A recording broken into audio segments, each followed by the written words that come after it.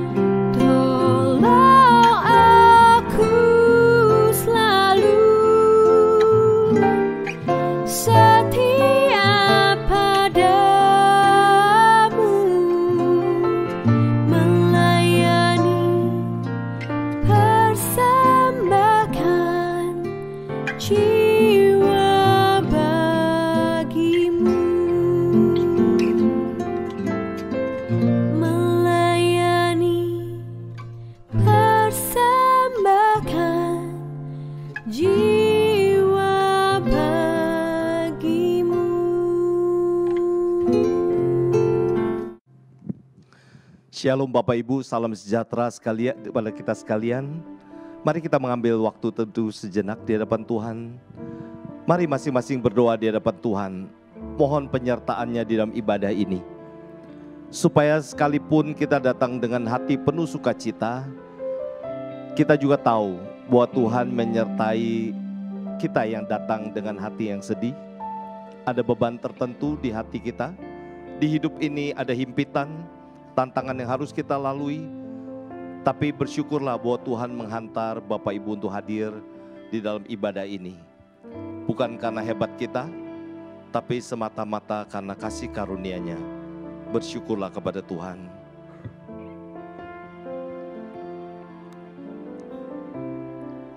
Saya mengundang jemaat bangkit berdiri.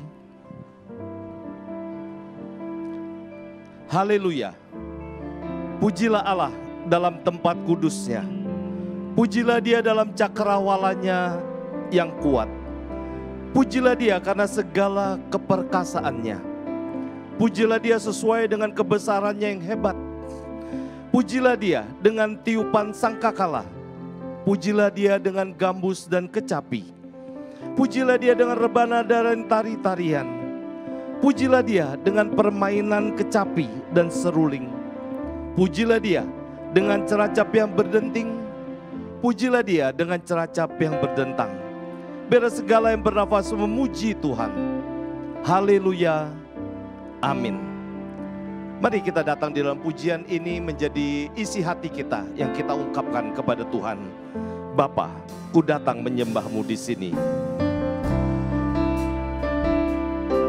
Ku percaya Kau ada bagiku.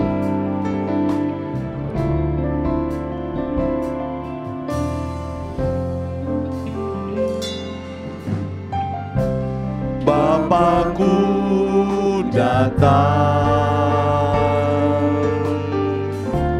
menyembah-Mu di sini. Ku percaya,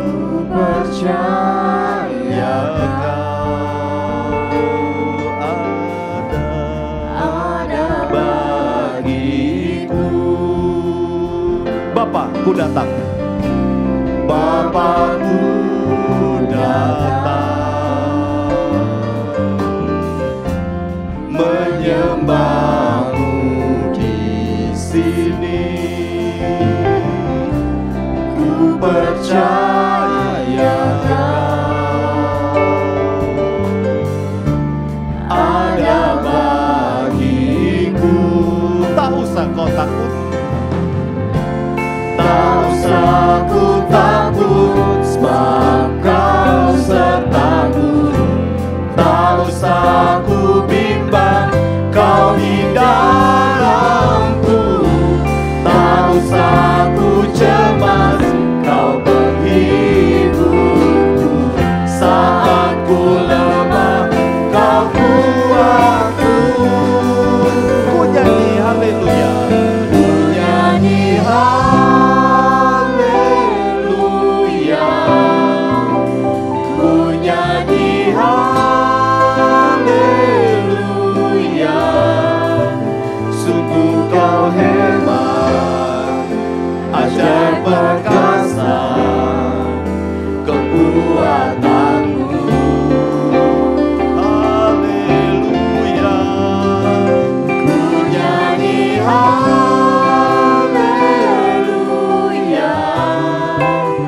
Ku nyanyi haleluya.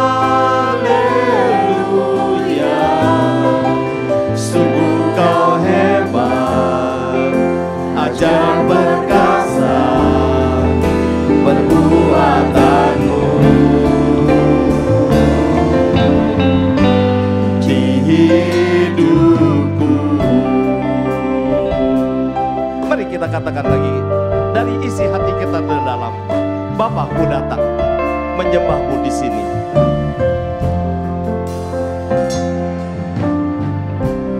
Bapakku datang menyembah-Mu di sini. Ku percaya Kau ada bagiku. Tak usah kau takut.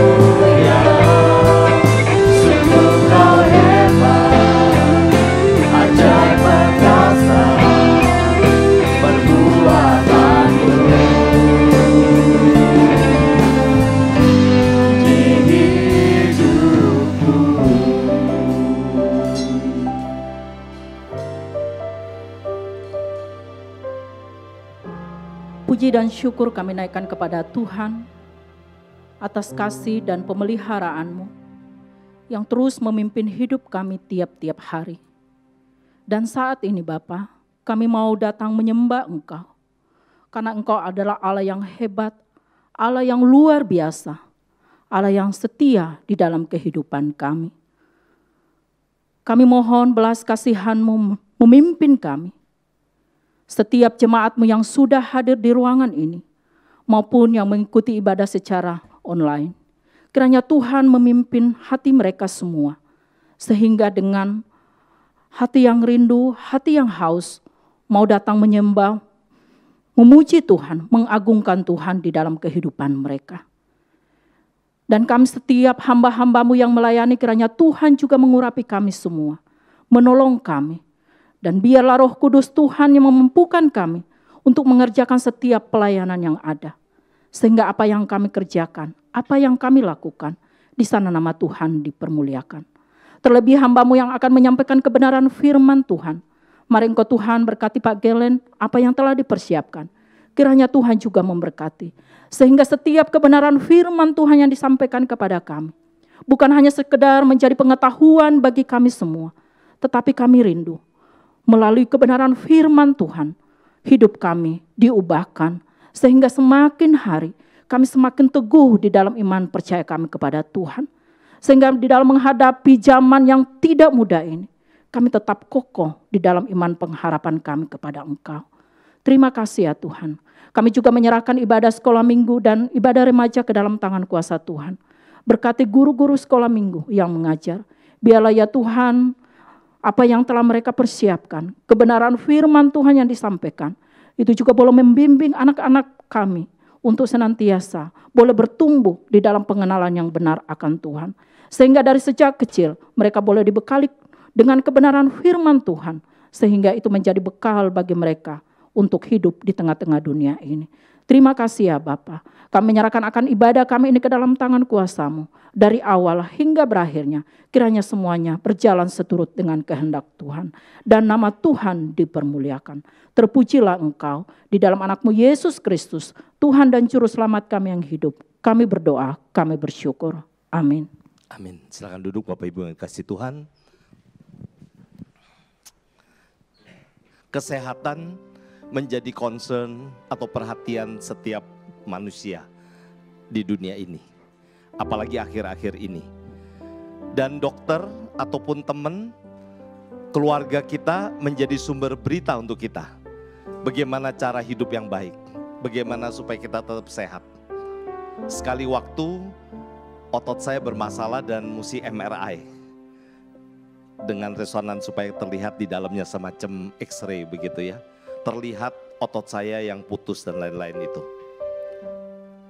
Kalau nggak ada alat itu nggak tahu seperti apa di dalam bagian tubuh saya itu. Ototnya seperti apa terjadinya gitu ya. Ada robek dan lain-lain itu nggak kelihatan. Bagaimana dengan iman kita? Nah, hari ini kita mau juga supaya ada kesempatan kita mendengar suara Tuhan. Jangan hanya soal kesehatan fisik kita, tapi mari kita memikirkan kesehatan rohani kita.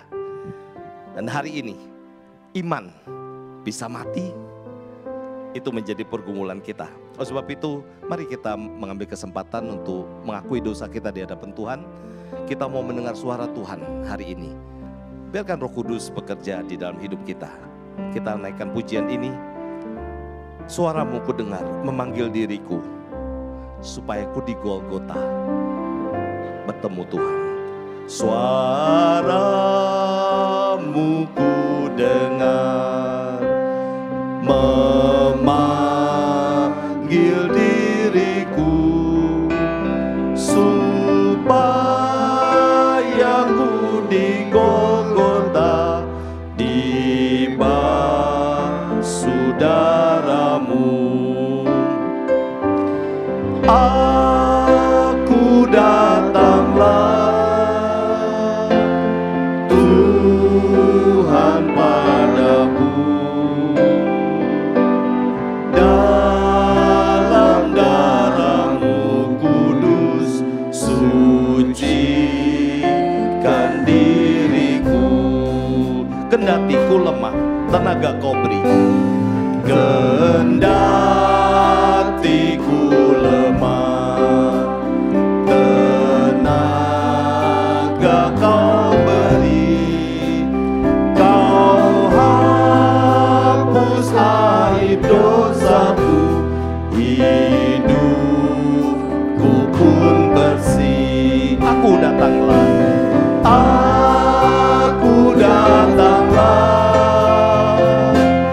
Tuhan padamu. Dalam darah-Mu kudus, sucikan diriku. Kau panggil diriku supaya ku kenal. Kau panggil diriku supaya ku kenal. Iman harapan yang teguh dan kasih-Mu kekal. Aku datanglah, aku datanglah, Tuhan padamu. Dalam darah-Mu kudus, sucikan dirimu. Mari kita di tempat kita masing-masing mengambil waktu sejenak doa secara pribadi. Pejamkan mata, tundukkan kepala kita menghadap hadirat-Nya di dalam doa pengakuan dosa kita. Mari Tuhan berbicara kepada kita tiap-tiap hari sebetulnya. Ada banyak hal yang kita tahu waktu kita kerjakan pasti mendukakan Tuhan. Datanglah kepadanya, katakan mohon pengampunan-Nya. Katakan apa yang menjadi pelanggaran kita, apa yang menjadi hal-hal tersembunyi di dalam hidup kita yang Tuhan tidak berkenan. Bila Roh Kudus menerangi kita, mengakui dosa kita di hadapan-Nya.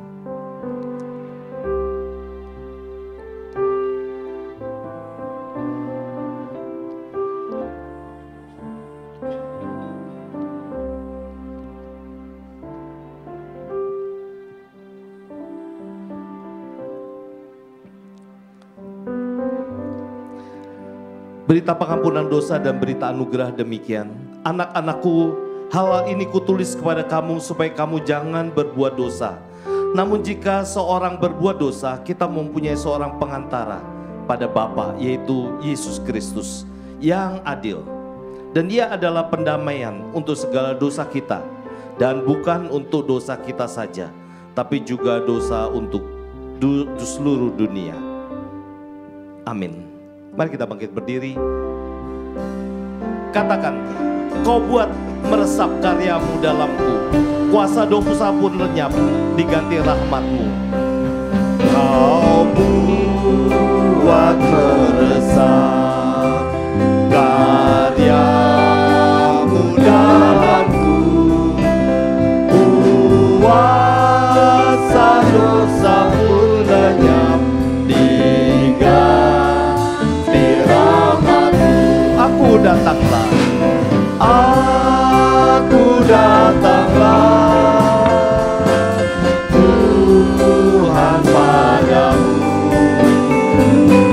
Dalam darah-Mu kudus, sucikan dirimu. Bapa di dalam kerajaan surga, Engkau mendengar doa kami secara pribadi, permohonan kami, pengakuan dosa kami di hadapan-Mu. Kami mau supaya Tuhan sekali lagi menyucikan kami dari dosa-dosa kami. Bila sekali lagi darah-Mu yang kudus di Golgota itu membasuh kami. Bapa dalam surga, terima kasih untuk kebaikan-Mu mengingat kami. Terima kasih untuk cinta kasih-Mu yang tidak pernah berubah. Kesetiaan-Mu yang terus-menerus ada di dalam hidup kami. Bila kami juga boleh setia kepada-Mu Tuhan. Bila kami boleh bertekun di dalam pengajaran-Mu. Kami menjalani hidup ini dengan takut akan Engkau. Perbaharui kami Tuhan, supaya di minggu ini, di minggu kudus di mana Tuhan mengundang kami hadir di rumah-Mu, kami akan pulang dengan sejahtera dari Engkau. Sertai kami Tuhan, berikan kekuatan-Mu. Terima kasih Bapa di surga untuk cinta kasih-Mu kepada kami. Dalam nama Tuhan kami Yesus Kristus, Juru Selamat satu-satunya itu kami berdoa. Amin. Kita bersuka cita karena Kristus mengampuni kita. Kita bersuka cita karena kita diberikan iman. Dan hari ini biarlah menjadi hari yang dimana Tuhan melawat hidup kita. Kita naikkan pujian ini, hari ini, hari yang menguatkan kita.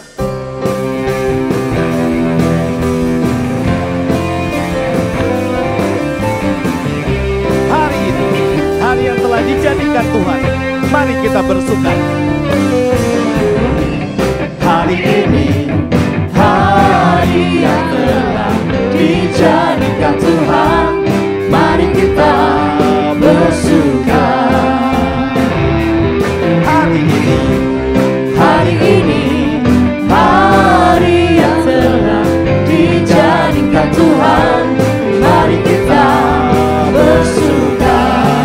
Bersuka dalam Tuhan, dalam Tuhan, dalam Tuhan, bersuka di dalam Tuhan. Katakan bersuka. Bersuka, bersuka dalam Tuhan, mari bersuka, bersuka citalah.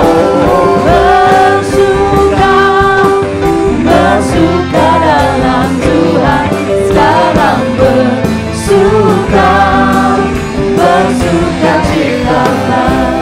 Bapak Ibu, saya dari atas mimbar lihat Bapak Ibu bilang bersuka, tapi kayaknya pikirannya kemana-mana gitu. Nggak betul-betul menikmati pujian ini. Kita naikkan sekali lagi ya pujian ini. Sungguh-sungguh bersuka ya. Hari ini, hari yang telah dijadikan Tuhan. Berikan senyummu kepada yang lain, kiri kanan. Bersuka. Hari ini, hari yang telah dijadikan Tuhan, mari kita bersuka. Katakan di dalam Tuhan, bersuka, bersuka di dalam Tuhan, bersuka, bersuka dalam Tuhan, mari bersuka, bersuka citalah. Bersuka, bersuka dalam Tuhan, sekarang bersuka, bersuka citalah. Berikan jabat tangan kiri kanan, katakan hari ini harinya Tuhan. Kita kursi bersuka cita. Keluarlah dari bangkumu kalau perlu, ke kiri ke kananmu. Ada Bapak Ibu yang lain kiri kanan, sambutlah mereka. Katakan hari ini hari Tuhan, mari kita bersuka. Bersuka, bersuka dalam Tuhan, mari bersuka, bersuka citalah. Oh bersuka, bersuka dalam Tuhan, sekarang bersuka, bersuka citalah. Sekarang bersuka, sekarang bersuka, sekarang bersuka. Katakan bersuka citalah.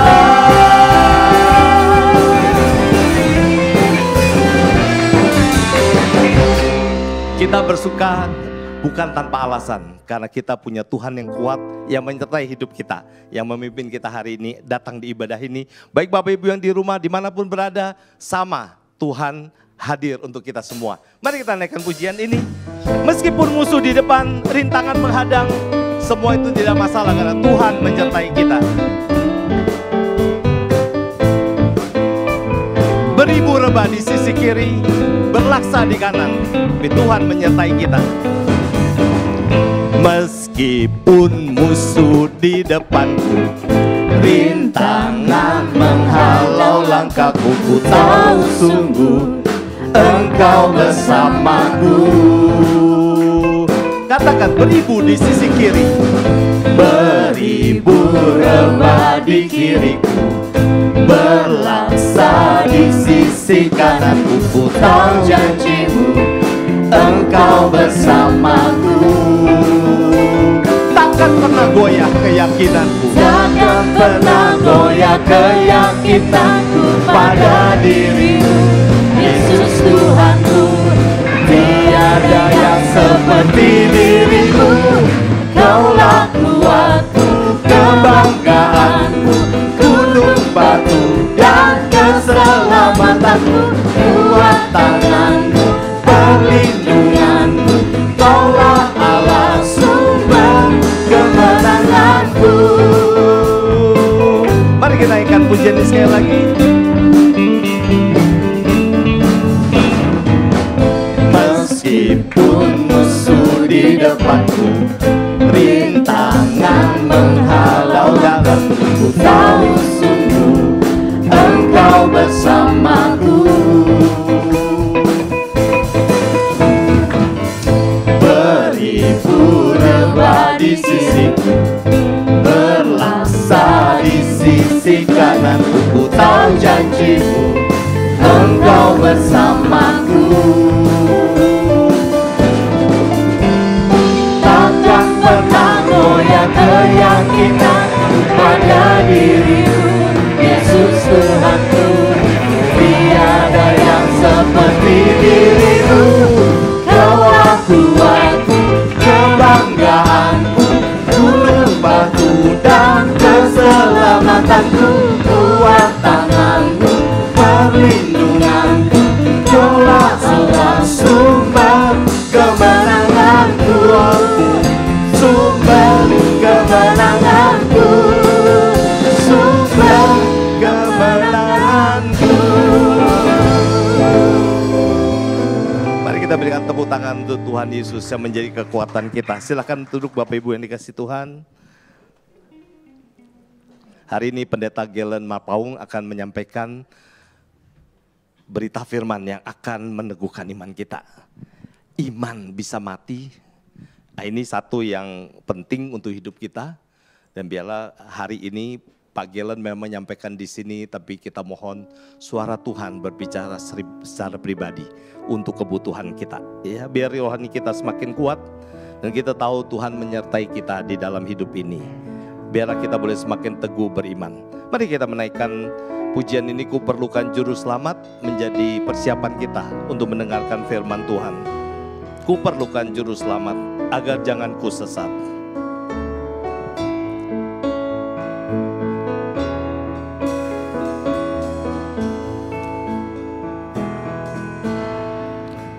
Ku perlukan Juru Selamat agar jangan ku sesat.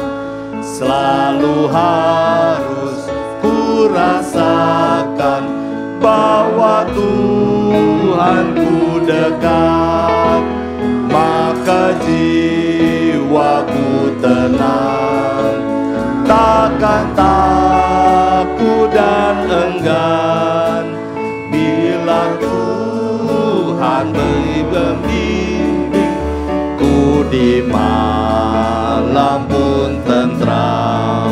Ku perlukan Juru Selamat karena imanku lemah. Ku perlukan Juru Selamat karena imanku lemah. Hiburannya menguatkan, sungguh tiada bandingnya. Maka jiwaku tenang, takkan takut dan enggan bila Tuhanku membimbing ku di malam yang tentram. Ku perlukan Juru Selamat dalam langkah juangku. Ku perlukan Juru Selamat dalam langkah juangku. Siang malam suka duka dengan Tuhan tak tentu, maka jiwaku tenang, takkan takut dan gentar bila Tuhanku membimbing ku Mu dan jemaat bangkit berdiri. Kita mainkan bait yang keempat. Perlukan juru selamat agar ku dibimbingnya melintasi arus jautnya menari bahagia, maka jiwaku tenang, takkan takut dan enggan bila Tuhanku membimbingku di malam pun terang. Bila Tuhanku membimbingku di malam pun tenang.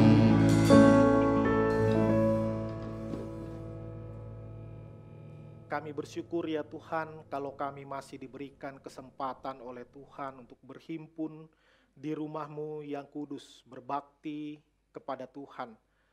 Tibalah saatnya bagi kami ya Tuhan disapa oleh sabda firman-Mu. Kiranya Tuhan memakai hamba-Mu, kalau Tuhan sudah mengajarkannya di dalam perenungan dan persiapannya. Kiranya Tuhan sekali lagi menyampaikan isi hati Tuhan kepada setiap kami yang beribadah, baik di gedung ini maupun mengikuti secara live streaming. Kiranya firman-Mu yang terus menguatkan kami, menghiburkan kami, mengubahkan hidup kami. Terima kasih Tuhan, kami sudah siap untuk diajar oleh firman-Mu. Di dalam nama Tuhan Yesus Kristus, Guru Agung kami, Penebus dan Juru Selamat kami berdoa, kami bersyukur. Amin. Jemaat dipersilakan duduk. Shalom. Selamat hari Minggu bagi kita semua, baik jemaat Tuhan yang ada di ruangan ini maupun mengikuti ibadah secara live streaming. Ya, temanya menggelitik ya hari ini. Temanya menggelitik. Ketika saya menonton siaran ulangan yang ibadah 2 minggu lalu kalau tidak salah, erosi iman ya. Ya, ada yang komen di YouTube yang mengikuti secara online. Iman kok bisa erosi katanya. Apalagi baca ini tambah bingung. Iman bisa mati tapi tanda tanya, ya, tapi tanda tanya. Baik, kita akan merenungkan bersama-sama minggu ini minggu eksposisi, kita membahas kelanjutan dari yang belum selesai tahun lalu, yaitu dari surat Yakobus. Ya, kita hari ini membahas 4 ayat. Ayat 14 sampai ayat 17 dari Yakobus pasal 2. Ya, ayat 14 sampai 17 dari Yakobus pasal 2. Mari kita simak bersama-sama yang sudah tertulis di layar, atau Bapak Ibu yang membawa Alkitab atau Alkitab, silakan buka di tabnya. Ya, saya baca bagi kita semua Yakobus pasal 2 ayat 14 sampai ayat 17. Di bawah perikop, iman tanpa perbuatan pada hakikatnya adalah mati. Ayat 14. Apakah gunanya, saudara-saudaraku, jika seorang mengatakan bahwa ia mempunyai iman, padahal ia tidak mempunyai perbuatan? Dapatkah iman itu menyelamatkan dia? Jika seorang saudara atau saudari tidak mempunyai pakaian dan kekurangan makanan sehari-hari, dan seorang dari antara kamu berkata, selamat jalan, kenakanlah kain panas, dan makanlah sampai kenyang. Tetapi ia tidak memberikan kepadanya apa yang perlu bagi tubuhnya. Apakah gunanya itu? Ayat 17, demikian juga halnya dengan iman. Jika iman itu tidak disertai perbuatan, maka iman itu pada hakikatnya adalah mati. Sekali lagi ayat 17, jika iman itu tidak disertai perbuatan, maka iman itu pada hakikatnya adalah mati. Sebagai pengingat bagi kita, surat Yakobus ini ditulis oleh Yakobus yang adalah saudara tiri dari Yesus Kristus. Dibilang saudara tiri bukannya bapaknya nikah lagi ya, bukan. Karena Yesus Kristus dikandung dari Roh Kudus, bukan lahir dari benih seorang Yusuf dan Maria, ya. Tetapi kemudian menurut tradisi bahwa Yusuf dan Maria punya anak-anak lagi. Salah satunya adalah Yakobus yang menuliskan surat Yakobus ini. Yakobus ini nama yang populer pada saat itu. Ya, murid Yesus saja ada 2 orang yang namanya Yakobus. Yang satunya Yakobus bin Alfeus atau Yakobus anaknya Alfeus. Satu lagi Yakobus anaknya Zebedeus yang abang adik dengan Rasul Yohanes.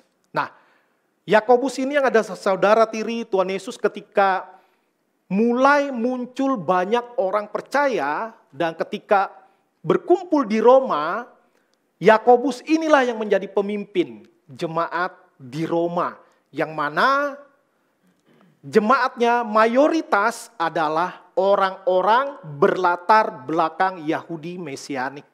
Ya, jadi kebanyakan jemaatnya Yakobus di Roma adalah orang-orang berlatar belakang Yahudi. Karena itu Yakobus menulis surat. Ya, kalau kita baca Kisah Para Rasul di situ kelihatan ada sidang di Yerusalem. Yakobus yang disebutkan di situ pada Kisah Rasul pasal 15 adalah Yakobus yang ini. Ya, Yakobus yang adalah saudara tiri Yesus Kristus yang menuliskan surat Yakobus. Kalau kita baca di pasal 1 ayat 1 dikatakan kepada 12 suku di perantauan. Apakah dia maksudnya kepada 12 suku kepada orang-orang yang sukunya sama dengan dia? Ya, tentu maksudnya di situ kepada saudara-saudara adalah kepada saudara-saudara seiman. Ya, dikatakan suku di perantauan karena mayoritas jemaatnya adalah orang berlatar belakang Yahudi atau orang Israel secara kebangsaan. Nah, jadi dia menuliskan di dalam suratnya ini hal-hal yang praktis tentang bagaimana menjadi pengikut Yesus yang sejati. Pasal 1 itu menuliskan ringkasan tentang banyak hal yang ingin dia bahas nanti secara mendalam. Ya, ada 12 hal yang ditulis oleh Rasul Yakobus. Jadi pasal 1 adalah pendahuluan dari semuanya, disebutkan sedikit-sedikit, ya. Lalu pasal 2 sampai pasal 5 dia mulai sebutkan secara detail poin per poin. Dan hari ini yang kita bahas adalah tema yang kedua yang dia ajarkan kepada orang-orang percaya, dikatakan yang ada di perantauan, ya. Hal tentang iman dan perbuatan, ya, tentang iman dan perbuatan. Menarik kalau kita baca bagian ini. Dan ini yang barusan kita baca adalah boleh kita katakan secara teologis itu yang paling penting dibahas dari kitab ini. Ya, kita baca apa tadi? Bahwa ayat 14, apakah gunanya saudara-saudaraku jika seorang mengatakan bahwa ia mempunyai iman, padahal ia tidak mempunyai perbuatan? Dapatkah iman itu menyelamatkan dia?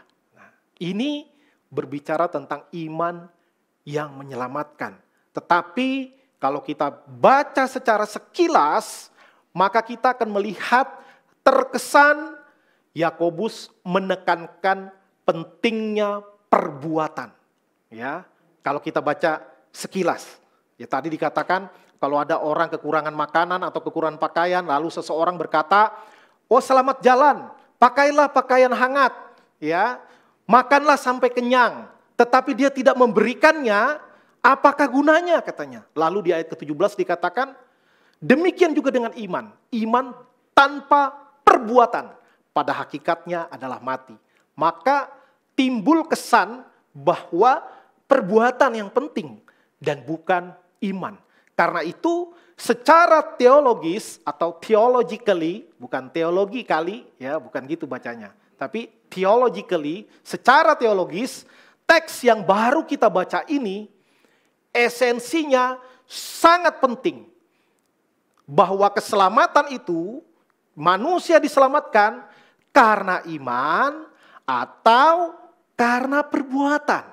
Ya, Malah tadi seolah-olah di ayat 14 ada pemisahan. Kalau orang bilang punya iman, tapi nggak punya perbuatan, bisakah iman itu menyelamatkan dia? Ya, tentu kita meyakini sepenuhnya ajaran reformasi ketika reformator gereja yang digaungkan dan dikatakan akhirnya berhasil membawa pembaharuan. Martin Luther menekankan pentingnya iman. Ya. Rasul Paulus juga kalau kita baca semua surat-suratnya sangat menekankan iman.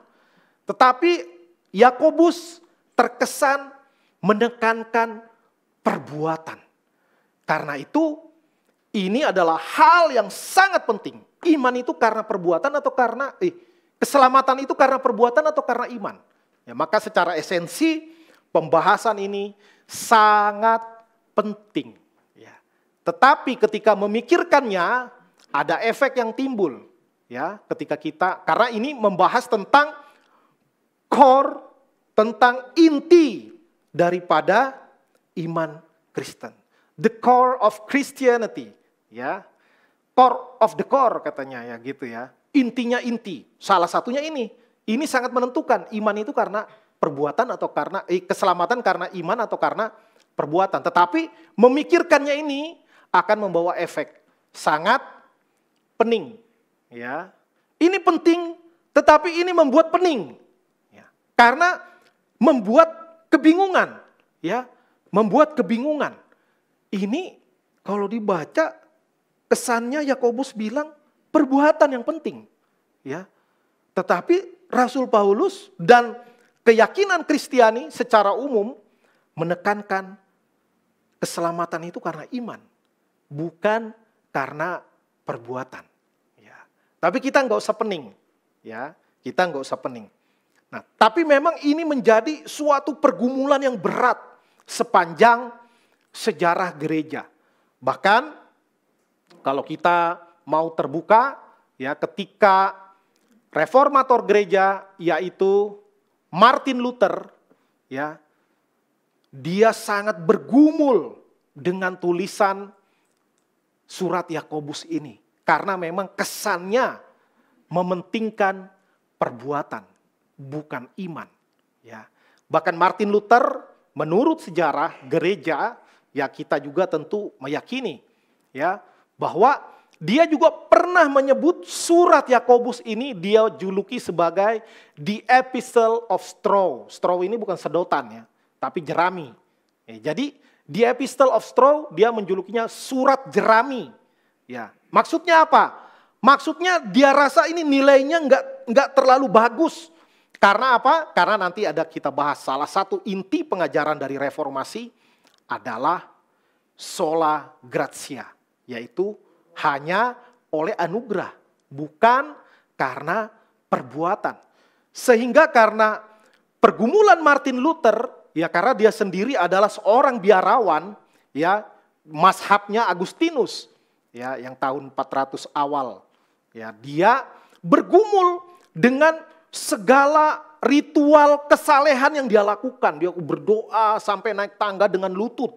Berdoa minta pengampunan Tuhan. Dia melakukan berbagai ritual tapi dia nggak tenang.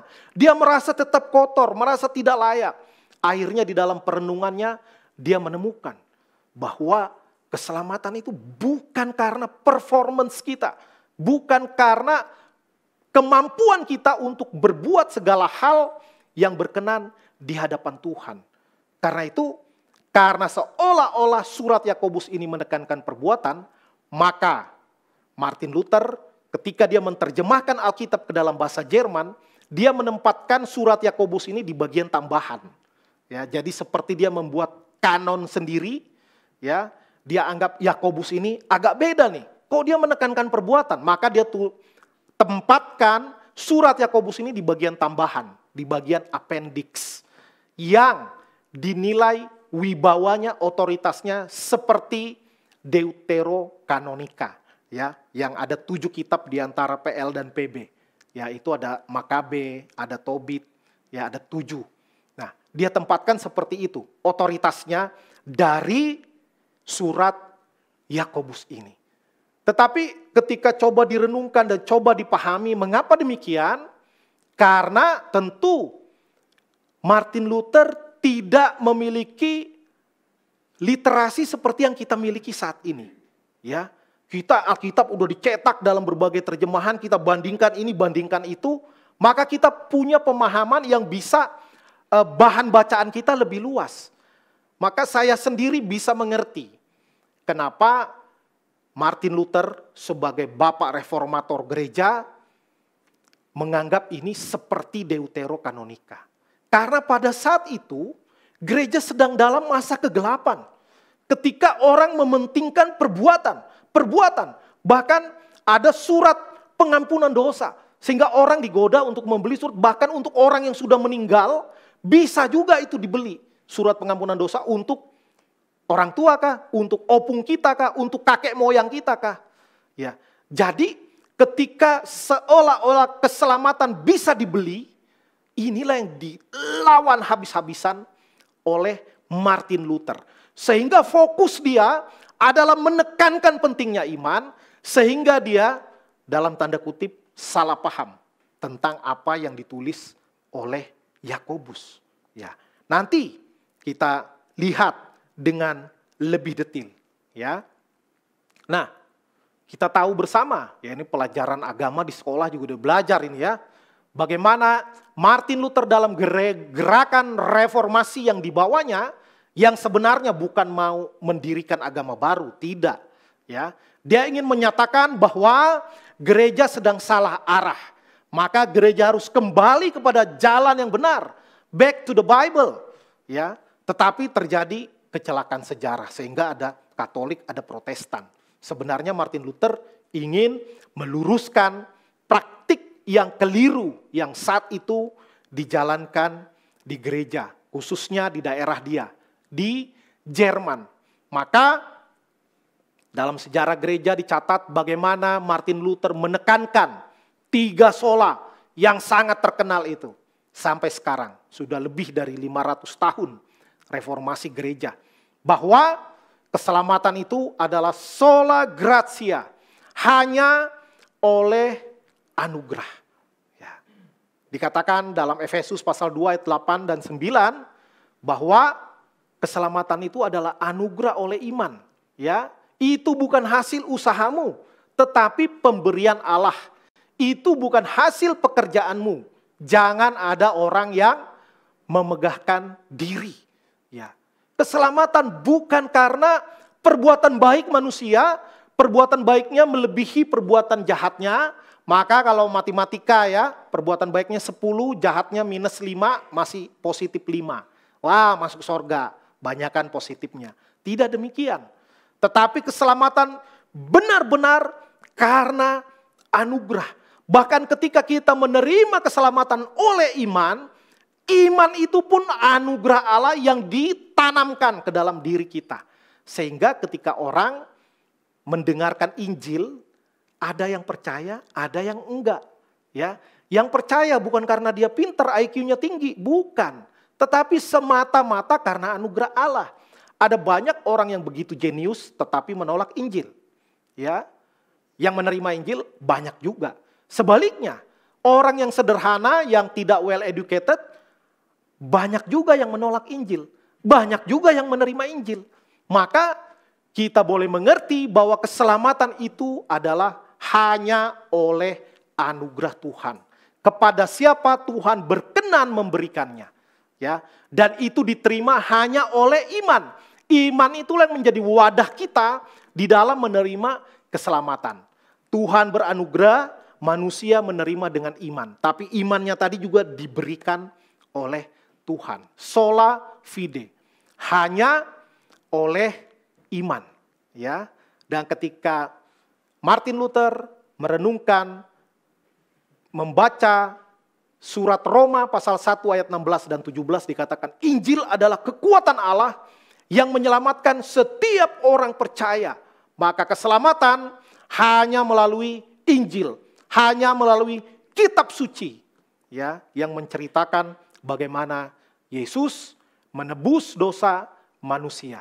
Ya, barang siapa yang percaya kepadanya tidak binasa, melainkan beroleh hidup yang kekal. Sola scriptura, scripture, ya dalam bahasa Inggris jadi scripture. Hanya melalui kitab suci. Nah, itulah yang ditekankan. Nah, karena keselamatan semata-mata karena anugerah, maka Martin Luther salah mengerti surat dari Yakobus. Ya, salah mengerti surat dari Yakobus. Terkesan Yakobus menekankan perbuatan. Karena itu dia gelisah. Ini kok ada di dalam Alkitab yang menekankan perbuatan. Ya, padahal bukan demikian yang dimaksudkan oleh Yakobus. Nah, memang kalau kita baca pengertian orang-orang bahkan tafsiran, ada yang juga menganggap terkesan Yakobus di sini sedang menentang tulisan-tulisan dari Rasul Paulus melalui surat-suratnya. Karena Rasul Paulus sangat menekankan iman, ya, sangat menekankan iman dan bukan perbuatan, ya. Nah, tetapi benarkah Paulus dan Yakobus ini bertentangan? Ya, ini hidup di zaman yang sama. Bahkan surat-surat mereka ini ditulis juga dalam waktu yang tidak beda jauh. Dan sangat mungkin mereka tidak saling baca suratnya. Ya, karena Rasul Paulus juga menulis surat kepada siapa? Surat itu ada alamatnya. Ya, Yakobus juga nulisnya kepada siapa? Yakobus tidak menulis kepada Rasul Paulus sahabatku, itu sahabat pena namanya. Ya, itu kepada jemaat di mana-mana mungkin tidak saling baca mereka. Tetapi mereka mendapatkan pengajaran yang dari rasul-rasul lainnya, apalagi Yakobus saudara tiri Yesus. Tentu Yakobus mendengar ajaran-ajaran Yesus, walaupun kita tahu bahwa Yakobus baru menjadi percaya setelah Yesus mati dan bangkit. Sebelumnya dia nggak percaya juga, ya, bahwa Yesus adalah Mesias yang dinanti-nantikan itu. Nah, benarkah ajaran Yakobus ini kontradiktif atau bertentangan dengan ajaran Paulus? Sebenarnya tidak, ya, tidak bertentangan. Ya. Kalau kita mau baca, ya, kita dalami ayat per ayat yang kita baca tadi, ayat 14 itu saya ingin simpulkan bahwa ayat 14 itu berbicara tentang iman yang menyelamatkan itu adalah iman yang disertai dengan perbuatan. Ya, the saving faith, iman yang menyelamatkan. Iman yang menyelamatkan adalah iman yang disertai dengan perbuatan. Ayat ke-15 dan ayat ke-16 itu adalah contoh atau ilustrasi yang diberikan oleh Yakobus tentang iman yang tidak menyelamatkan. Ya, tentang iman yang tidak menyelamatkan. Yaitu apa? Iman yang hanya konseptual, iman yang hanya theoretical, yang hanya bersifat teoritis, yang hanya bersifat konsep saja, ya, tapi tidak dilakukan. Ya. Ada saudara yang kelaparan, ada saudara yang kedinginan, ya, mereka ada musim dingin, kita nggak ada, paling kita musim hujan, ya, nggak seberapa dingin. Tapi mereka ada musim dingin. Dan kalau keluar rumah tidak pakai jubah lagi di luar, wah itu sangat struggling, sangat sulit. Karena itu kalau ada orang yang tidak pakai bukan karena di jemuran belum kering, ya, memang nggak punya. Ya, karena itu surat dari Yakobus ini berbicara tentang apa? Pemanifestasian iman di dalam perbuatan sehari-hari. Ya, dia menulis kepada orang-orang percaya, ya, bahwa ketika ada yang membutuhkan dan kita punya sesuatu yang bisa dibagikan, tetapi kita tidak membagikannya, maka iman itulah yang dipertanyakan. Katakan, itulah iman yang mati, ya. Bahwa iman bukan sekedar pengertian, bukan sekedar konsep, bukan sekedar teori yang sistematis, ya. Kalau sekarang kita bilang teologi sistematika. Ya, maka yang disampaikan oleh Yakobus, percuma kita ahli teologi sistematika, percuma kita jago tentang kitab suci, Ya, kalau no action, think only. Tidak ada perbuatannya, cuman mikir doang, ya, konseptual. Tidak ada perbuatan baiknya, ngomong doang, ya. Orang lapar karena tidak punya uang untuk beli makan, orang kedinginan karena tidak punya uang untuk beli jubah, ada yang berkelebihan tapi tidak mau membantu saudaranya. Ya, inilah yang dikritik oleh Yakobus. Ya, kalau bahasa sekarang kita bilangnya ngomdo atau omdo, ngomong doang, ya, ngomong doang tapi tidak berbuat. Ya, tentu melihat orang lapar, ya, bisa saja kalau cuma sesama orang lapar bilang, aduh, semoga kita bisa kenyang, semoga kita dapat makan. Itu kalau sama-sama susah, ya. Tapi kalau kita punya kemampuan dan kita menolak untuk menolong dan kita tahu orang itu benar-benar butuh, ya, maka inilah yang dikritik, dipertanyakan oleh Yakobus. Ya, tentu kita tahu ada banyak penyelewengan di dalam orang yang butuh bantuan. Ya, ada lembaga yang mengepul bantuan akhirnya untuk memperkaya diri. Ada orang yang belagak miskin, ya, udah dikasih, misalkan ada seorang pengemis. Wah, kita kasihan, kita ajak ke rumah, kita kasih makan, kita kasih baju yang layak. Lalu minggu depan kita lihat baju kita itu nggak pernah dipakai. Ya, karena kalau dia pakai baju kita, orang nggak mau kasih sedekah sama dia. Maka dia selalu klimis, kelihatan miskin. Ya, padahal dia punya baju yang bagus, ada yang kita kasih kok. Tapi dia sengaja, dia harus selalu kelihatan miskin supaya orang selalu berbelas kasihan kepada dia. Ini namanya penyelewengan, ini namanya penipuan, ya. Orang-orang begini harus dididik, bukan lagi perlu sumbangan, dia itu harus dilatih, harus di-training. Tetapi kadang ada kalanya orang benar-benar nggak punya, ya. Dan dia bukan mental pengemis, dan dia adalah saudara seiman misalnya, ya.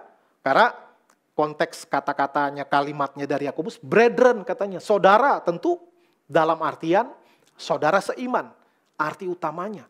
Kalau dia butuh, yang mboknya dibantu, ya itu. Jangan keraskan hati kita. Jangan kita belum pernah memberi aja udah bilang, oh nanti dia keenakan. Ya, kita harus memberi pancing bukan ikan. Lah dia udah mau mati kelaparan diajarin mancing. Ya, belum nyampe ke tempat kolam dia udah lututnya udah gemetar, belum dapat ikan dia udah mati duluan. Ya, tentu. Kalau udah kritis, genting, ya kasih makan dulu, ya kasih ikan dulu. Setelah selesai makan ikan, ajarin ya teknik dasar memancing dan lain sebagainya. Sampai dia ahli, sampai dia tidak lagi membutuhkan bantuan, sampai dia bisa membantu orang lain. Nah itu prosesnya seperti itu. Tetapi ada orang yang kita membuat excuse atau kita membuat berbagai-bagai alasan yang membuat kita tidak jadi membantu orang karena memang kita yang gak suka bantu orang. Ada yang gitu. Ya, sekali lagi, kalau sama-sama susahnya ya udah apa boleh buat. Ya kan? Berdoa bersama, bergumul bersama. Tapi kalau bisa kita lakukan dan kita tidak mau dan membuat berbagai-bagai alasan yang masuk akal, ya, itulah yang disebut dengan iman yang mati. Iman yang mati.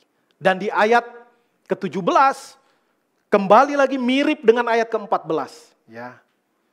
Ini gaya tulisan bahwa iman tanpa disertai perbuatan pada hakikatnya adalah mati, ya. Iman tanpa disertai perbuatan pada hakikatnya adalah mati. Ya, saya ingin kembali coba membandingkan apakah tulisan dari Yakobus dan Rasul Paulus bertentangan. Sebenarnya tidak, ya. Hanya memang orang butuh mengerti lebih dalam, perlu merenungkan dan membaca lebih teliti sehingga bisa tahu betul-betul. Bahkan ayat yang sering disebutkan bahwa keselamatan bukan karena perbuatan tetapi karena iman. Ya, kalau kita baca lengkap, di situ juga ada ayat tentang perbuatan yang masih satu ide pemikiran. Ya, dari Efesus 2 ayat 8 sampai 10 yang tadi saya sebutkan, tapi yang saya sebutkan hanya sampai ayat 9. Dan seringkali orang Kristen berhenti sampai di situ. Harusnya lanjutkan ke ayat 10. Ayat 8 dan 9 mengatakan, sebab karena kasih karunia kamu diselamatkan oleh iman. Itu bukan hasil usahamu tetapi pemberian Allah. Itu bukan hasil pekerjaanmu. Jangan ada orang yang memegahkan diri. Ya. Lalu ayat 10, ayat 8, ayat 9 itu berbicara sola gratia dan sola fide. Oleh iman. Ya. Tetapi ayat 10 ini masih satu pemikiran. Bahwa karena kita ini buatan Allah, diciptakan dalam Kristus Yesus untuk melakukan pekerjaan baik yang dipersiapkan Allah sebelumnya. Ia mau supaya kita hidup di dalamnya.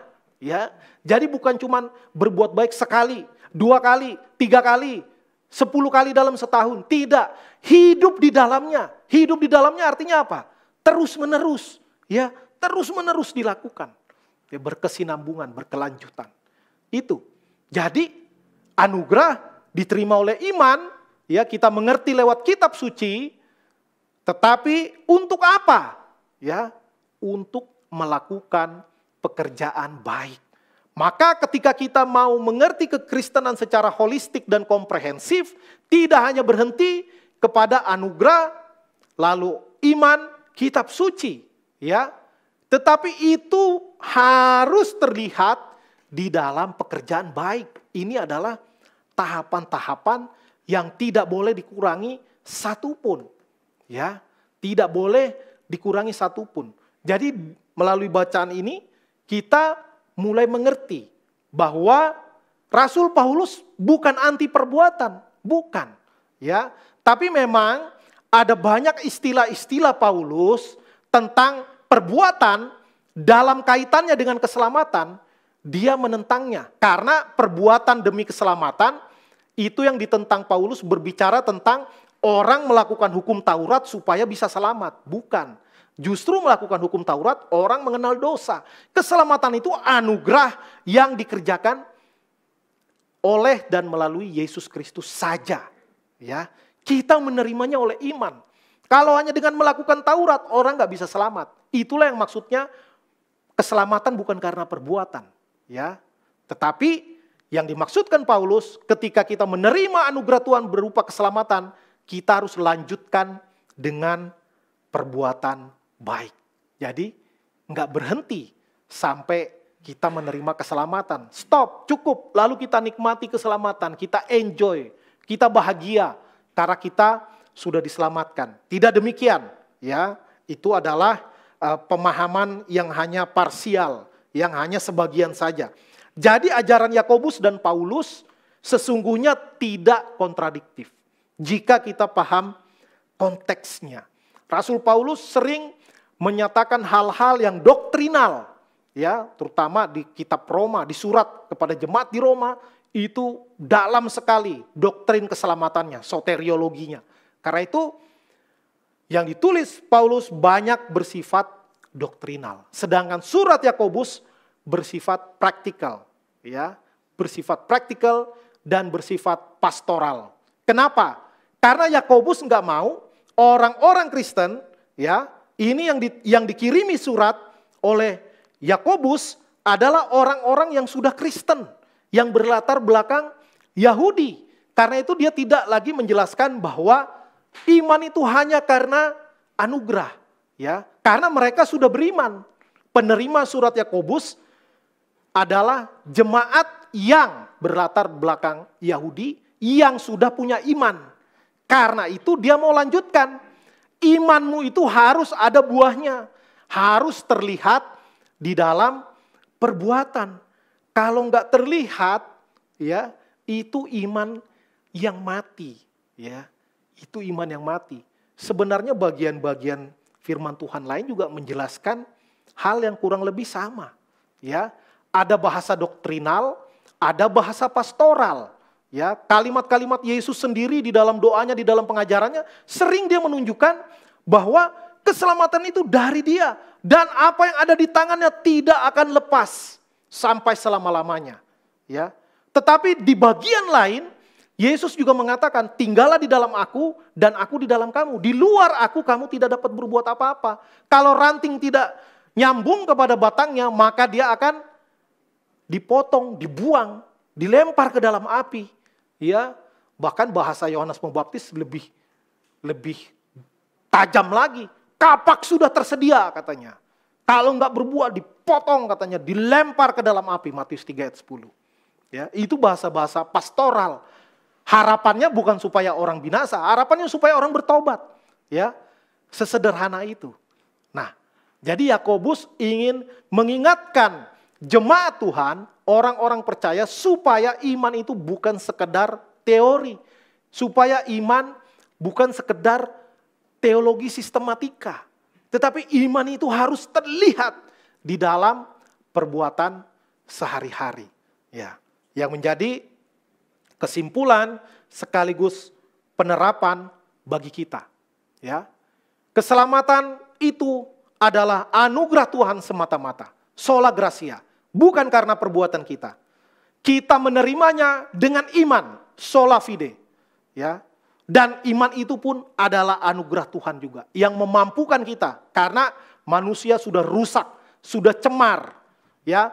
Tidak ada satu sisi aspek dari manusia yang tidak tercemar dosa. Itu yang disebut total depravity. Ya. Maka kita butuh anugerah Tuhan. Sehingga iman kita pun itu dianugerahkan Tuhan. Sehingga jangan kita bangga kalau kita beriman orang gak beriman. Itu bukan karena kita kok. Karena Tuhan. Ya, maka kita jangan sakit hati kalau orang diinjili dia gak mau percaya.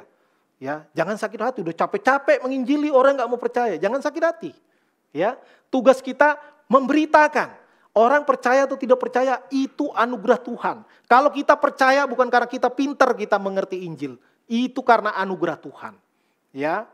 Dan itu tertulis kita tahu melalui kitab suci. Sola Scriptura. Luar biasa ya. Pengajaran-pengajaran Martin Luther ini dalam sekali.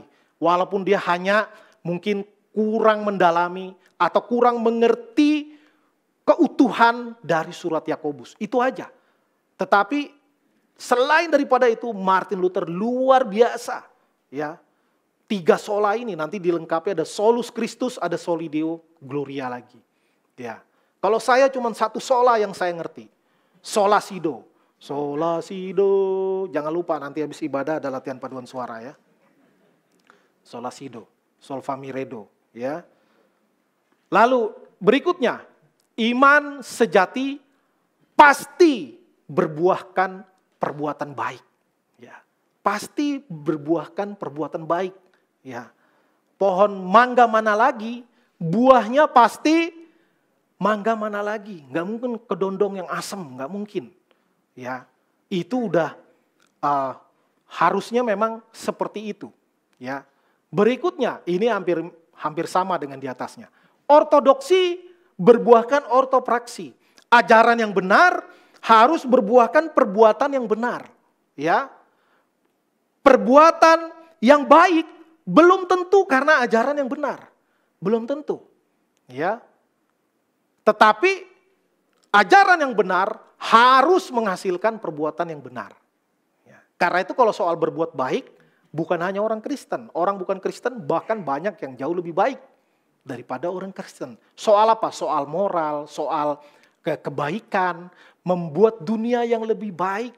Ya. Make it a better place, ada lagunya. Ya kan? Bagaimana dunia jangan ada perang, kita ciptakan dunia yang lebih baik ya untuk kita hidup bersama berdampingan dalam perbedaan. Ya, maka tidak hanya orang Kristen yang bisa berbuat baik, yang tidak Kristen juga bisa. Tetapi kita yakin bahwa kalau perbuatan yang benar karena hasil dari ajaran yang benar, maka itu bernilai kekal. Ya, kalau itu perbuatan yang baik bukan dari kebenaran sejati, yaitu baik untuk di muka bumi ini. Ya, baik juga, tapi untuk di dunia ini saja, tidak berdampak kekal, hanya berdampak temporal. Ya, nah, berikutnya adalah iman. Ini Iman yang membuahkan perbuatan baik merupakan pengajaran dari Yakobus maupun Paulus. Kita bisa ngerti bahwa perbuatan yang dimaksud di sini, ini perbandingannya adalah tentang buah roh yang ditulis oleh Rasul Paulus. Ya, ketika kita hidup di dalam roh, Roh Kudus menguasai kita dan itu berbuah.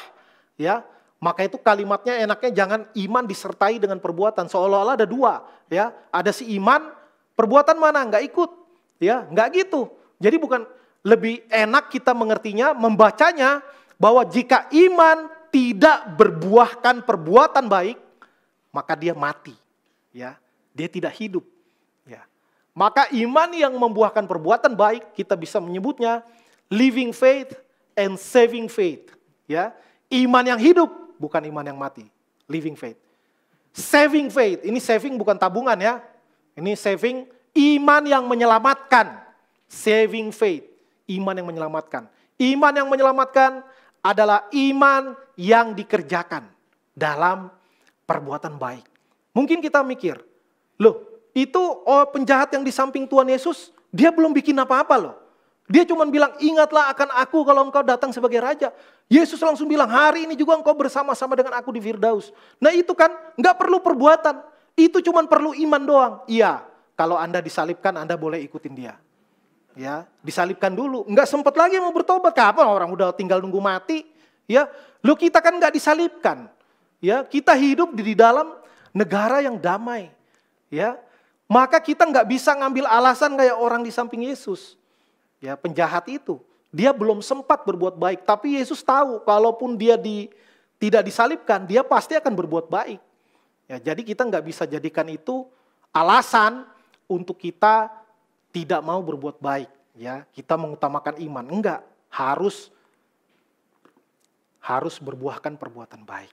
Nah, jadi enaknya sebenarnya bukan judulnya iman bisa mati, tapi iman Anda ori, ya. Ori atau KW1 atau KW2. Ya, itu maksudnya orinya. Nah, iman yang benar itu pasti berbuahkan perbuatan yang benar. Ya. Sebagai penutup, tanya dengan orang di sebelah Anda, pasangan Anda, tanya. Iman Anda ori? Ayo tanya, 1, 2, 3. Ya, sesama KW jangan saling menghakimi. Enggak, kita percaya dengan iman bahwa iman itu dianugerahkan Tuhan. Ya, sehingga kalau Tuhan yang anugerahkan, udah pasti ori. Tinggal kita buktikan, ya. Istilahnya ada ujian teori, ada ujian praktek. Ujian teorinya udah lulus semua dah. Ya, di GRI pasti diajarin bagus-bagus doktrinnya. Tapi ujian praktek masing-masing. Ya, ujian praktek masing-masing. Untuk menunjukkan bahwa iman kita original, bukan KW-KW. Ya, amin. Oh ada yang bilang kaleng-kaleng. Kaleng-kaleng. Ya, baik. Amin, mari kita bersatu di dalam doa. Bapa di surga, kami bersyukur atas firman Tuhan yang mengingatkan kami bahwa sebagai orang percaya kami punya tanggung jawab. Karena ada banyak orang yang memperhatikan bagaimana kami hidup. Sehingga ketika kalau kami tidak hidup saleh, kalau kami tidak hidup berpadanan dengan Injil, maka iman kami akan dipertanyakan dan memang patut dipertanyakan. Karena pertanyaan itu pula yang akan Tuhan ajukan kepada kami.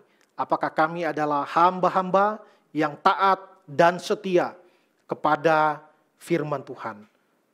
Karena itu tolong kami ya Tuhan untuk menjadi pelaku-pelaku firman yang giat.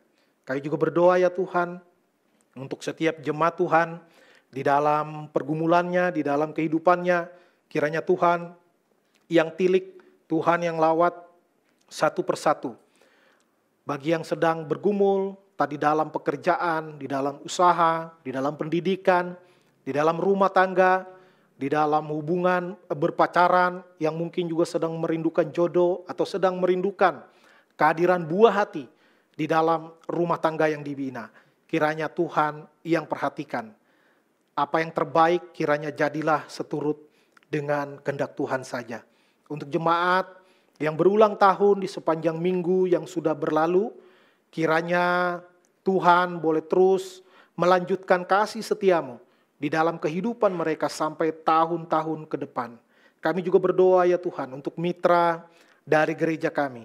Ada Yayasan Mika yang menyelenggarakan pendidikan di pedesaan. Kiranya Tuhan terus pakai yayasan ini untuk mendidik generasi-generasi muda yang memiliki kompetensi yang mumpuni dan juga memiliki integritas yang teruji. Sehingga Yayasan Mika boleh berbagian di dalam upaya mencerdaskan kehidupan bangsa dan membangun manusia Indonesia yang seutuhnya. Kiranya Tuhan tolong bahkan para mitra, donatur yang ada, Tuhan juga berkati di dalam usaha pekerjaan mereka. Kami berdoa juga untuk Yayasan Pama yang melayani melalui media. Kiranya Tuhan yang terus juga memakai yayasan ini menjadi perpanjangan tangan Tuhan untuk memberikan warna, untuk memberikan pengaruh kepada pemikiran-pemikiran yang berkenan kepada Tuhan, sehingga kami juga boleh berbagian memberikan kontribusi yang dapat kami lakukan untuk hormat dan kemuliaan nama Tuhan. Untuk STT Makedonia yang tahun ini menurut rencana akan mewisuda mahasiswa angkatan pertama, kiranya Tuhan tolong agar STT ini juga terus Tuhan pakai untuk menghasilkan hamba-hamba Tuhan yang militan, yang siap untuk diutus sampai ke pelosok negeri untuk mengerjakan pekerjaan Tuhan dengan setia. Kami juga berdoa ya Tuhan untuk bangsa dan negara kami. Kiranya Tuhan tilik, Tuhan tolong bangsa dan negara ini menghadapi tahun yang tidak mudah ini. Kiranya Tuhan ikut campur tangan, Tuhan tolong. Bahkan anak-anak Tuhan, Tuhan jagai, Tuhan lindungi sertai, Tuhan kuatkan iman setiap anak Tuhan, sehingga boleh tangguh tetap berdiri menghadapi berbagai-bagai tantangan yang ada ke depan.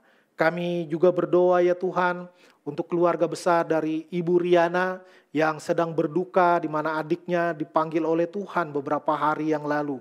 Kami bersyukur atas pertolongan Tuhan, semua proses ibadah kedukaan pemakaman boleh berlangsung dengan baik. Kiranya Roh Kudus yang terus menghiburkan keluarga besar yang ditinggalkan, sehingga boleh melewati fase hidup yang sulit ini dengan pertolongan dari Tuhan. Kami terbatas ya Tuhan di dalam menyampaikan segala pokok doa kami. Kiranya Roh-Mu yang kudus yang menyempurnakan dan menjawab seturut dengan kerelaan kehendak Allah Tritunggal. Terima kasih Tuhan.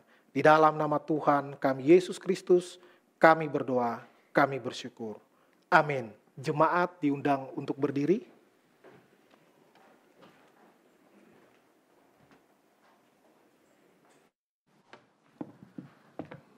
Bersama dengan gereja di segala abad dan tempat, marilah kita mengerjakan pengakuan iman rasuli sebagai berikut.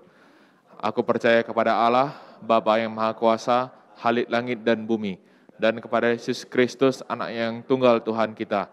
Ia dikandung dari Roh Kudus, lahir dari anak darah Maria. Ia menderita sengsara di bawah pemerintahan Pontius Pilatus, disalibkan, mati dan dikuburkan, turun ke dalam kerajaan maut. Pada hari yang ketiga, bangkit pula dari antara orang mati, naik ke sorga, duduk di sebelah kanan Allah, Bapa yang Maha Kuasa. Dan dari sana ia akan datang untuk menghakimi orang hidup dan yang mati. Aku percaya kepada Roh Kudus, gereja yang kudus dan am, persekutuan orang kudus, pengampunan dosa, kebangkitan orang mati, dan hidup yang kekal. Amin. Jemaat persilakan duduk kembali.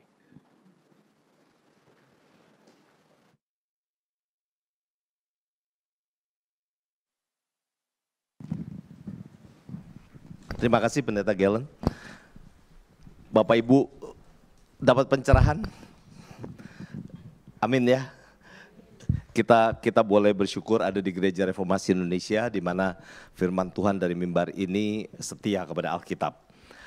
Bapak Ibu kalau nanti sore masih ada waktu, kebaktian lagi yang di Pacific Place. Bukan Pak Gelen nanti yang bawain, temanya tetap sama, tapi kita bisa dengar nanti dari sisi lain lagi yang memperkaya pemahaman kita. Bersyukur untuk hidup yang sudah Tuhan berkati. Sekarang saatnya kita memberikan persembahan. Ayat persembahan diambil dari Ibrani. Ada 2 kantong ya nanti.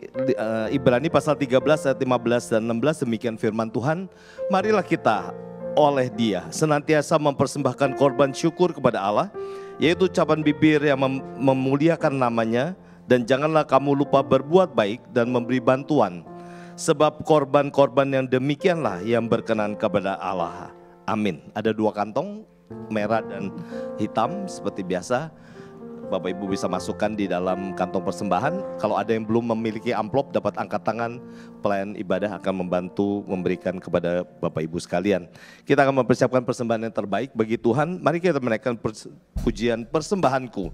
Biar ini menjadi doa kita juga di hadapan Tuhan.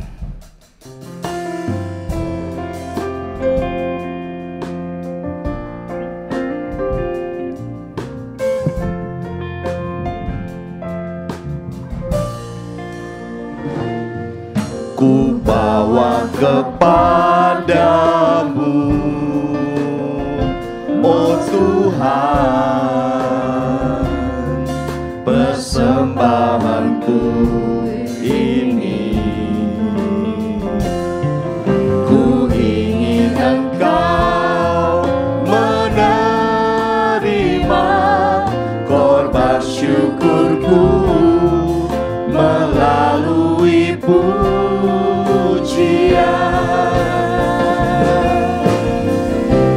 Takkan pernah ku bawa selain yang terbaik, yang harum dan sejati di hadapan tatamu. Yesus, ku terima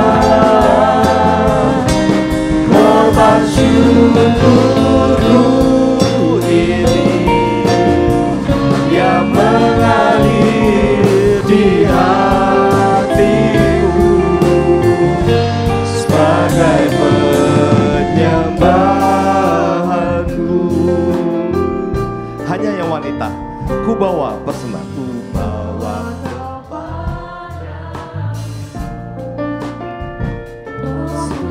Bapak Ibu yang di rumah maupun dimanapun kita berada bisa mempersembahkan lewat QR Code atau ditransfer lewat rekening yang tertulis di layar ini.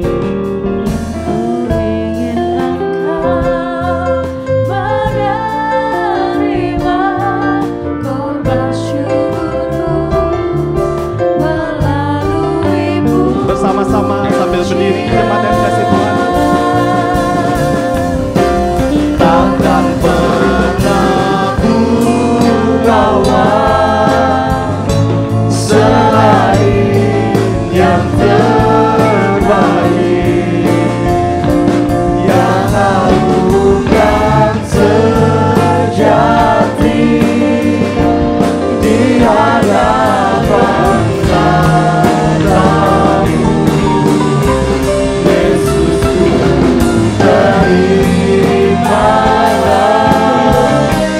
korban syukurku ini yang mengalir di hatiku sebagai penyembahanku, yang mengalir di hatiku, yang mengalir di hatiku, yang mengalir di hatiku sebagai penyembahanku.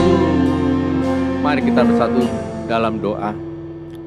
Kami terus belajar dan terus bertumbuh dan ditegur oleh kebenaran firman-Mu ya Tuhan. Kami percaya iman tanpa perbuatan pada hakikatnya adalah mati. Kami percaya Tuhan, di mana Tuhan terus memimpin kami dalam kehidupan kami sehari-hari. Pada kesempatan ini pula kami bersyukur dapat memberi kesembuhan kasih kami sebagai ungkapan rasa syukur kami, di mana Tuhan telah memberkati kami terlebih dahulu. Apapun dan berapapun yang terkumpul, persembahan kami ini akan kami pakai dalam menunjang program pelayanan-Mu, dan kami kelola secara bertanggung jawab dan profesional, dan biarlah hanya nama-Mu saja yang dipermuliakan. Sempurnakanlah doa kami ini ya Tuhan, di mana Tuhan telah mengajarkan kami berdoa. Bapa kami yang di sorga, dikuduskanlah namamu, datanglah kerajaanmu, jadikan kehendak-mu seperti di sorga. Jadikanlah kehendak-mu ini makanan kami yang secukupnya, dan berikanlah kami, seperti kami juga mengampuni orang yang bersalah pada kami. Dan janganlah membawa kami dalam pencobaan, tetapi lepaskanlah kami daripada yang jahat, karena Engkau yang punya kerajaan dan kuasa dan kemuliaan sampai selama-lamanya. Amin. Jemaat tetap berdiri.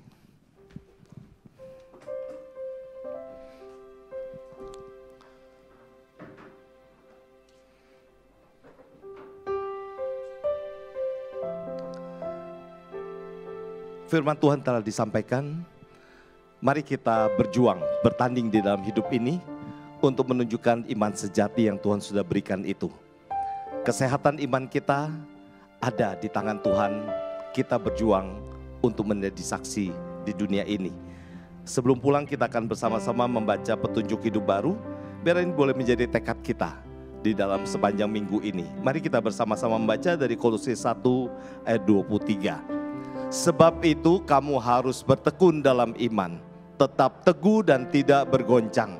Dan jangan mau digeser dari pengharapan Injil yang telah kamu dengar dan yang telah dikabarkan di seluruh alam di bawah langit. Dan yang aku ini, Paulus, telah menjadi pelayannya. Amin. Pujian penutup, Tuhan selalu menolongku, biarlah ini boleh menjadi kekuatan kita. Biarlah ini boleh menjadi jeritan kita, kesaksian kita kepada banyak orang bahwa Yesus, hanya Yesus yang selalu menolong kita, menjaga iman kita. Kita menaikkan pujian ini. Musim akan selalu berganti, kasih Tuhan tetap abadi.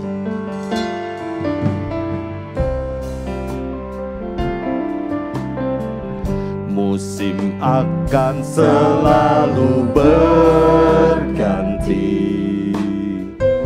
kasih Tuhan tetap abadi, tak akan berubah sampai selamanya. Ku tetap percaya, ku yakin Tuhan memberkati, yakin Tuhan memberkati, ku yakin Tuhan, Tuhan melindungi. Burung di udara Tuhan pelihara, karena kasih-Nya. Tuhan selalu menolongku, Tuhan selalu menolongku, selalu menjagaku, selagi rambutku tak akan terjatuh tanpa seizin-Mu. Ya Tuhan menolongku, Tuhan selalu menolongku, selalu menjagaku.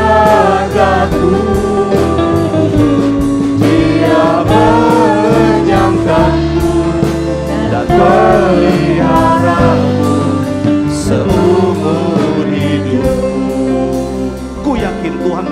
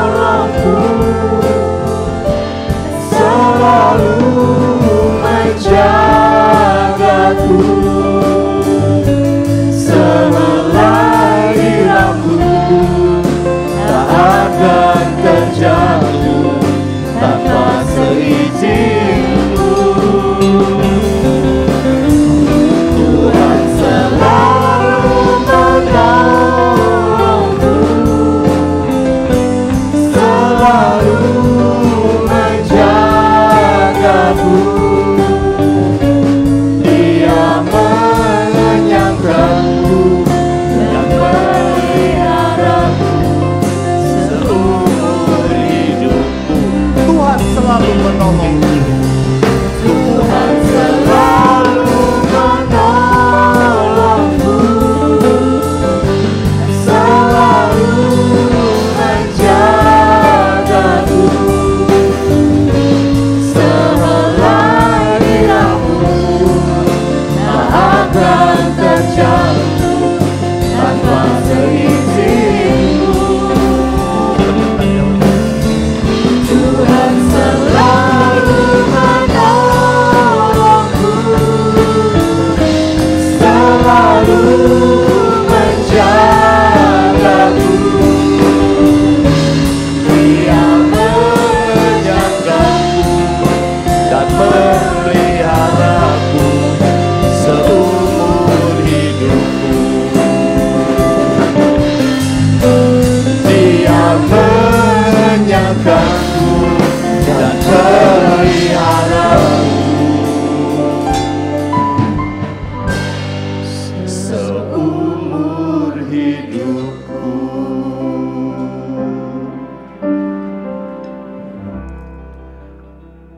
Kami bersyukur atas jaminan pemeliharaan yang Tuhan berikan kepada kami. Kami bersyukur karena hanya oleh anugerah Tuhan, hanya oleh iman yang Tuhan berikan kepada kami, hanya melalui kitab suci, hanya melalui penebusan yang dikerjakan oleh Tuhan Yesus Kristus, maka kami beroleh keselamatan, maka kami menjadi umat tebusan Tuhan. Namun karya keselamatan Tuhan tidak berhenti sampai di situ. Kami memiliki tanggung jawab sebagai orang beriman untuk mengerjakan keselamatan yang telah Tuhan karuniakan, untuk mengaktualisasikan iman yang sejati yang telah Tuhan karuniakan, sehingga orang boleh melihat, sehingga orang boleh menguji apakah iman kami sungguh-sungguh sejati, apakah iman kami adalah iman yang hidup, iman yang membawa kepada keselamatan. Kami sadar tidak mudah, tetapi oleh bimbingan, pertolongan, penyertaan Tuhan, kiranya kami semua dimampukan menjadi hamba-hamba Tuhan yang beriman teguh sepanjang usia. Jemaat yang dikasihi Tuhan, usai sudah ibadah kita, kita akan kembali kepada kehidupan keseharian kita. Mari kita aktualisasikan iman kita seumur hidup kita. Sekarang arahkanlah hatimu kepada Tuhan dan terimalah berkat daripadanya. Tuhan memberkati engkau dan melindungi engkau. Tuhan menyinari engkau dengan wajahnya dan memberi engkau kasih karunia. Tuhan menghadapkan wajahnya kepadamu dan memberi engkau damai sejahtera. Turunlah atas kita sekalian kasih dari Allah Bapa, pertolongan dari Tuhan Yesus Kristus, bimbingan penyertaan Allah Roh Kudus akan memampukan kita untuk berbuat baik seumur hidup kita, mulai saat ini sampai selama-lamanya. Amin. Haleluya. Haleluya, haleluya, haleluya, haleluya, haleluya, amin, amin,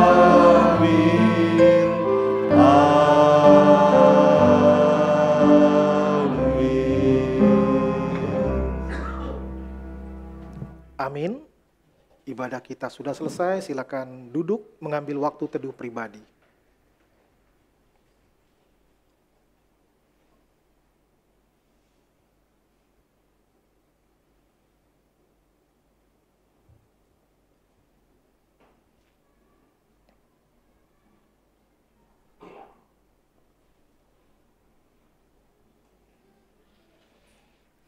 Amin.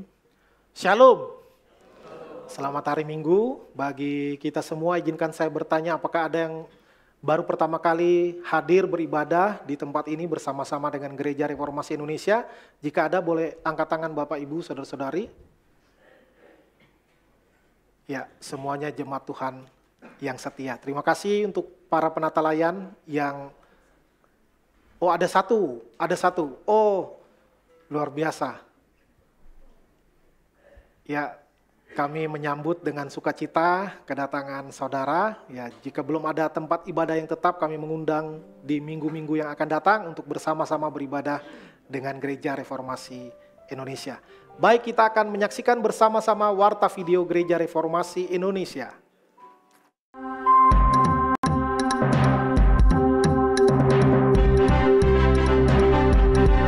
Gereja Reformasi Indonesia, misioner dan kritis, melayani, menjawab dan memenuhi kebutuhan umat di segala abad. Shalom, selamat hari Minggu. Bersama saya Niko, hadir untuk menyampaikan warta sepekan Gereja Reformasi Indonesia. Ibadah tengah minggu, Persekutuan Oikumene, Rabu 15 Februari 2023 pukul 12.00 dengan tema Compassion in Action akan disampaikan oleh Pendeta Galen Marpaung di Wisma Bersama. Antioquia Ladies Fellowship, Kamis 16 Februari 2023 pukul 11.00 dengan tema Terus Mencintai akan disampaikan oleh Pendeta Galen Marpaung di Wisma Bersama. Pendalaman Alkitab, Jumat 17 Februari 2023 pukul 19.00 membahas kitab Nahum pasal 3 ayat 1-19 akan dipimpin oleh Pendeta Nathan di Wisma Bersama dan via Zoom. Persekutuan doa pagi Sabtu 18 Februari 2023 pukul 5.30 dengan tema Kasih di balik ganjaran akan dipimpin oleh Penatua Agustoni via Zoom. Ibadah minggu depan, Sekolah Minggu 19 Februari 2023 akan dipimpin oleh tim guru sekolah minggu pukul 10.00 di Wisma Bersama dan pukul 16.00 di Pacific Place. Kebaktian umum Minggu 19 Februari 2023 di Wisma Bersama, live pukul 10.00 dan relive pukul 16.00 di YouTube channel Gereja Reformasi Indonesia dengan tema Mungkinkah dibenarkan hanya karena perbuatan? Akan disampaikan oleh Pendeta Sastra Sembiring dan di Pacific Place pukul 16.00 akan disampaikan oleh Pendeta Galen Marpaung. Kami nantikan kehadiran jemaat dalam setiap ibadah di sepanjang minggu ini. Dan info lainnya yang perlu jemaat ketahui,